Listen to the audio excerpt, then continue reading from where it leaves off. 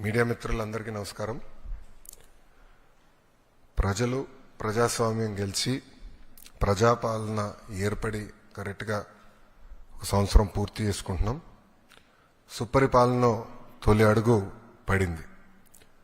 విధ్వంస పాలన నుంచి ఏకంగా వికాసం వైపు మన ప్రభుత్వం ప్రయాణం ప్రారంభించింది. కేంద్రంలో ప్రధానమంత్రి గారు, రాష్ట్రంలో గౌరవ ముఖ్యమంత్రి చంద్రబాబు నాయుడు గారి నాయకత్వంలో ఆంధ్ర రాష్ట్రంలో డబుల్ ఇంజిన్ సర్కార్ అనేది ఈరోజు నడుస్తుంది. ఒక ఉద్యోగాల విషయంలో చూస్తే మెగా డిఎస్సి ఏర్పాటు చేసి ఏకంగా 16,347 పోస్టులు ఈరోజు ప్రజాప్రభుత్వం భర్తీ చేస్తుంది. ఈ మెగా డిఎస్సిని ఎట్టి పరిస్థితులు ఆపాలని ప్రతిపక్ష పార్టీ సుమారుగా 24 కేసులు, ఈ రోజుతో 24వ కేసు కూడా డిస్మిస్ అయింది సుప్రీంకోర్టులో. 24 కేసులు వేశారు. అయినా అవన్నీ తట్టుకుని డిఎస్సి ప్రక్రియ మేము పూర్తి చేస్తున్నాం. గడిచిన 10 సంవత్సరాల్లో రాని పెట్టుబడులు ఈ సంవత్సరంలో తీసుకొస్తాం జరిగింది. 9.5 లక్షల కోట్ల పెట్టుబడి, తద్వారా 8.5 లక్షల మందికి ఉద్యోగాలు కల్పించడానికి మేము ఒప్పందాలు కుదుర్చుకున్నాం. అనేక దశల్లో ఆ ఇన్వెస్ట్మెంట్స్ ఉన్నాయి.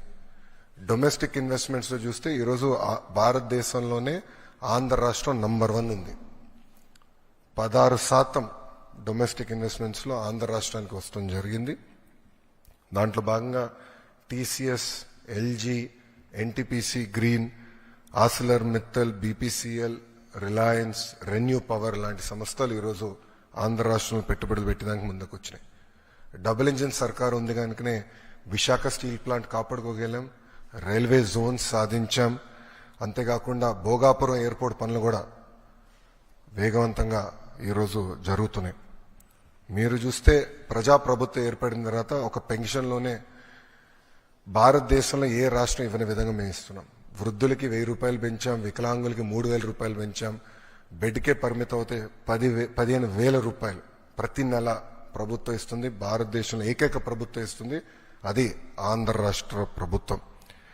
ఇంతేకాకుండా భారతదేశంలో ఎక్కడ లేని విధంగా 203 అన్న క్యాంటీన్లు ప్రజాప్రభుత్వం తిరిగి ప్రారంభించి ఈరోజు నడిపిస్తుంది. గౌరవ ముఖ్యమంత్రి గారు ఇప్పుడే చెప్పారు, ఆగస్టు 15 నుంచి ఉచిత బస్ విధానం కూడా మేము అమలు చేస్తున్నాం. దీపం పథకం ద్వారా ఇప్పటికీ 2 కోట్ల గ్యాస్ సిలిండర్లు ఉచితంగా ప్రజాప్రభుత్వం తెలుగింటి ఆడబడుచులకి అందజేస్తాం కూడా జరిగింది.